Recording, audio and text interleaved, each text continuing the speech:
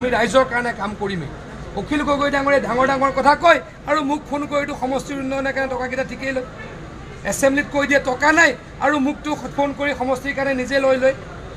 আমি যদি সমষ্টিৰ কাৰণে টকাই দিব নোৱাৰোঁ তেওঁ কিয় বিচাৰে? যদি আমি কামেই কৰা নাই, বিধানসভাত এটা কথা কয়, বাহিৰত এটা কথা কয়। বিধানসভাত চৰকাৰক সমালোচনা কৰে আৰু প্ৰত্যেকজন বিধায়কক মন্ত্ৰীক ৰিকুৱেষ্ট কৰি সমষ্টিৰ কাৰণে টকা আনে। যদি আমি টকা দিব নোৱাৰোঁ, তেওঁৰ সমষ্টিত কেনেকৈ কাম হয়? তেওঁৰ সমষ্টিৰ ৰংঘৰত কেনেকৈ আমি কাম কৰিব পাৰোঁ? তেওঁৰ সমষ্টিত এইবাৰ 25 কোটি টকাৰ কেনেকৈ মথাউৰি নিৰ্মাণ কৰিছোঁ, গৰাখহনীয়া প্ৰতিৰোধৰ কাৰণে কাম কৰিছোঁ। মোক সিদিনা বিধানসভাত তেওঁ ধন্যবাদ কিয় দিছিলে? অখিল গগৈ ডাঙৰীয়া সিদিনা বিধানসভাত মোক ধন্যবাদ দিছিল যে আপুনি কথা দিয়া মতে 25 কোটি টকা দিলে আৰু হাতযোৰ কৰিছোঁ আৰু অলপ দিয়ক। মোকতো হাতযোৰ অখিল গগৈয়ে কৰিছিল। যে অখিল গগৈয়ে বিধানসভাত বেলেগ এটা কথা কয়, মোৰ লগত ব্যক্তিগতভাৱে বেলেগ এটা কথা পাতে। মুখ্যমন্ত্ৰী ডাঙৰীয়াক বিধানসভাত এটা বেলেগ কথা কয়, ফোনত বেলেগ এটা কথা পাতে। গতিকে তেওঁৰ দুমুখীয়া চৰিত্ৰ মানুহে আমাক বাধা দিব নোৱাৰে। মুখ্যমন্ত্ৰী ডাঙৰীয়ে উত্তৰ দিব। যোৱাকালি আমাৰ বিধায়কসকল ব্যস্ত আছিল, মুখ্যমন্ত্ৰী ডাঙৰীয়াৰ সময়ত ক'ব। কিন্তু আমাক এনেকৈ কৰি আমাক তেওঁলোকে বিপদে পৰিচালিত কৰিব নোৱাৰে। আমি ৰাইজৰ কাৰণে কাম কৰিমেই। অখিল গগৈ ডাঙৰীয়ে ডাঙৰ ডাঙৰ কথা কয় আৰু মোক ফোন কৰিটো সমষ্টিৰ উন্নয়নৰ কাৰণে টকাকেইটা ঠিকেই লয়। এছেম্বলিত কৈ দিয়ে টকা নাই আৰু মোকতো ফোন কৰি সমষ্টিৰ কাৰণে নিজে লৈ লয়।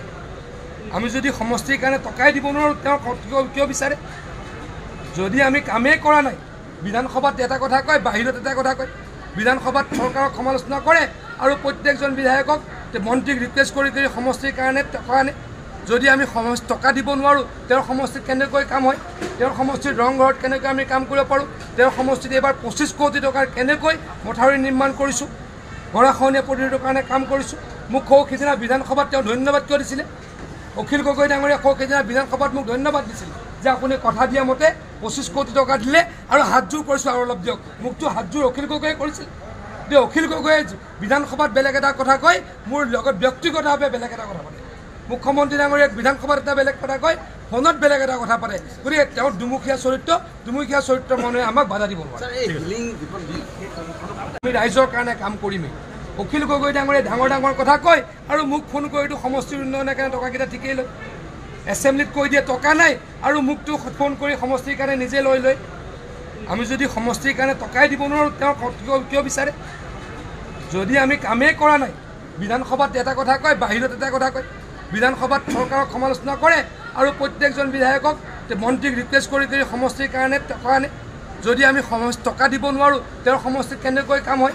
তেওঁৰ সমষ্টিৰ ৰংঘৰত কেনেকৈ আমি কাম কৰিব পাৰোঁ? তেওঁৰ সমষ্টিত এইবাৰ 25 কোটি টকাৰ কেনেকৈ মথাউৰি নিৰ্মাণ কৰিছোঁ, গৰাখহনীয়া প্ৰতিৰোধৰ কাৰণে কাম কৰিছোঁ। মোক সিদিনা বিধানসভাত তেওঁ ধন্যবাদ কিয় দিছিলে? অখিল গগৈ ডাঙৰীয়া সিদিনা বিধানসভাত মোক ধন্যবাদ দিছিল যে আপুনি কথা দিয়া মতে 25 কোটি টকা দিলে আৰু হাতযোৰ কৰিছোঁ আৰু অলপ দিয়ক। মোকতো হাতযোৰ অখিল গগৈয়ে কৰিছিল। যে অখিল গগৈয়ে বিধানসভাত বেলেগ এটা কথা কয়, মোৰ লগত ব্যক্তিগতভাৱে বেলেগ এটা কথা পাতে। মুখ্যমন্ত্ৰী ডাঙৰীয়াক বিধানসভাত এটা বেলেগ কথা কয়, ফোনত বেলেগ এটা কথা পাতে। গতিকে তেওঁৰ দুমুখীয়া চৰিত্ৰ মানুহে আমাক বাধা দিব নোৱাৰে। মুখ্যমন্ত্ৰী ডাঙৰীয়ে উত্তৰ দিব। যোৱাকালি আমাৰ বিধায়কসকল ব্যস্ত আছিল, মুখ্যমন্ত্ৰী ডাঙৰীয়াৰ সময়ত ক'ব। কিন্তু আমাক এনেকৈ কৰি আমাক তেওঁলোকে বিপদে পৰিচালিত কৰিব নোৱাৰে। আমি ৰাইজৰ কাৰণে কাম কৰিমেই। অখিল গগৈ ডাঙৰীয়ে ডাঙৰ ডাঙৰ কথা কয় আৰু মোক ফোন কৰিটো সমষ্টিৰ উন্নয়নৰ কাৰণে টকাকেইটা ঠিকেই লয়।